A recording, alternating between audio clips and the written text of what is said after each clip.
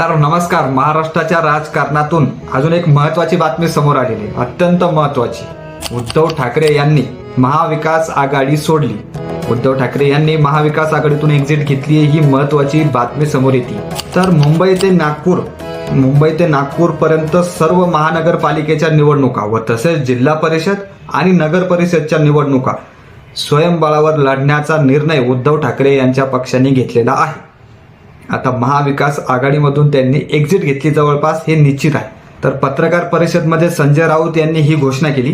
तर संजय राऊत पत्रकार परिषदमध्ये म्हणाले की उद्धव ठाकरे यांनी आम्हाला स्वयंबळावर लढण्याचे सांगितले आहे. या संदर्भात आम्ही पदाधिकाऱ्यांशी चर्चा केली, त्यामुळे आम्हाला देखील पाहायचे आहे की काय होते. आघाडीमध्ये लढताना कार्यकर्त्यांना संधी मिळत नव्हती. हा महत्वाचा मुद्दा त्यांनी सांगितला की आघाडीमध्ये जेव्हा आम्ही लढत होतो तेव्हा कार्यकर्त्यांना संधी मिळत नव्हती. त्याच्या पक्षाच्या वाढीला फटका बसत होता. त्याचा पक्षाच्या वाढीला फटका बसत होता. त्यामुळे महानगरपालिका, जिल्हा परिषद, नगर परिषदमध्ये आम्ही स्वयंबळावर लढणार आहोत. तर हे संजय राऊत यांनी पत्रकार परिषदमध्ये सांगितले. तर अर्थातच त्यांनी महाविकास आघाडीमधून एक्झिट घेतली आहे. तर तुम्हाला काय वाटतं, उद्धव ठाकरे यांच्या पक्षाने जो निर्णय घेतला आहे तो योग्य आहे?